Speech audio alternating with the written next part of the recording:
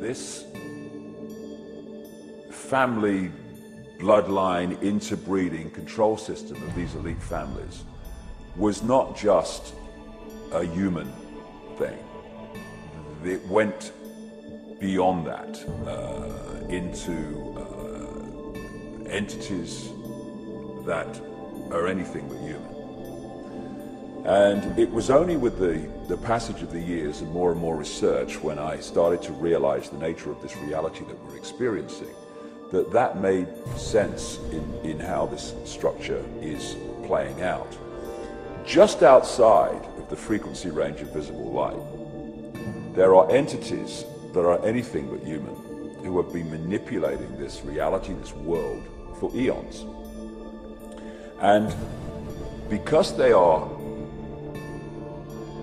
working on, operating on a frequency that's different to ours, they have to manipulate our world through conduits, and interfaces. For instance, when you see scientists in a laboratory, they want to work with material that's very dangerous. So the material will be in a big glass tank, and they will be outside the tank, and they'll put on those gloves, and they can work from outside the tank into the tank and do what they have to do.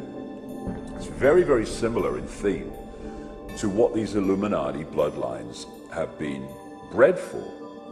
They are bred to be the vehicles within visible light, this world that we experience, of these entities.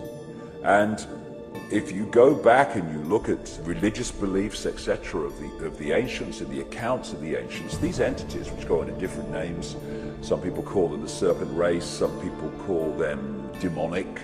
In the Islamic culture, they call them jinns, all different names, but the same entities. The bloodlines are interbreeding incessantly and have been right back to ancient Babylon and Sumer and Egypt, etc., and beyond, because they are holding a certain genetic code which allows the possession, another ancient common theme from as far back as you can track right to today, a genetic code which allows these entities to possess these particular bloodline families within the reality that we experience. And these families are therefore simply vehicles of these demonic entities. You research any of these families, be it the Rothschilds, the Rockefellers, Greenspan, Alan Greenspan, any of these people, you will go eventually into black magic, blood-drinking human sacrifice rituals where they make sacrifices to the gods. And these gods are these entities which feed off human energy and feed off human blood too. So people accept, yes, long ago people used to use human sacrifice to the gods, yes, and all the rest of it. And they think, oh no, we're kind of civilized now. Well, some of us are, but these bloodlines are not, and they're just continuing to do today covertly what they were openly doing in the past.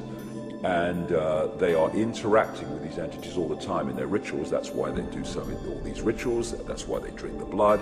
And ultimately, they are possessed by these entities. And this brings about a simple situation. You've got the entities, let's call them demonic entities for want of a word. They're operating just outside of this visible light reality that we experience. They use the bloodline families as their vehicle to manipulate this reality. They take over their mental, what passes for their emotional processes, their physical processes. And what that means is, when these bloodline families go into positions of power, what we're actually doing is seeing these entities go into those positions of power. And so the secret society network is there to manipulate these bloodline families and their agents into the positions that dictate society and the direction it goes and all the rest of it. And because we can only decode their visible light level, we see the human level. We see people under different names called Rockefeller and Rothschild and Bush and Obama and all the rest of it. But if we could see beyond visible light just a little bit, and some people can, you would see overshadowing these people anything but a human entity. And it's these entities that have passed through what we call history, and they have been the cement, the guiding force that has brought this conspiracy through to the present day. Because people have asked me in the past, quite rightly, I understand it, why would someone give their life to this conspiracy, this global takeover, in 1500 or 1650 or 1820, when they knew they were never going to be around to actually see it happen, which is what they're trying to do now, playing the cards they're playing now? The answer to that is they were just vehicles.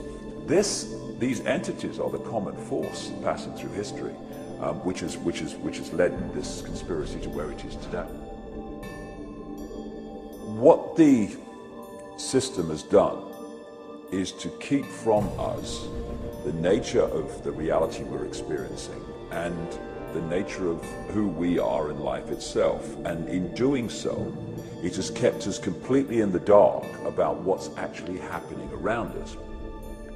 The knowledge that's passed across the top levels of the secret society network through these bloodline families, the most important part of that knowledge is the knowledge of reality itself.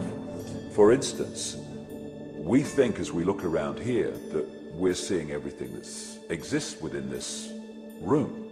But in fact, we're only seeing a frequency range, a very tiny one, called visible light.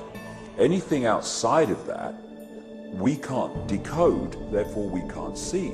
But just like radio stations share the same space without interfering with each other, so other worlds, other dimensions, other realms of reality, if you like, share the same space without interfering with each other. However, just as with radio, if you've got two stations that are very close on the dial, then one will be the dominant one, but another one you'll get what we call interference from it. It's the same with these various realities that share the same space. It's what mainstream science calls parallel universe.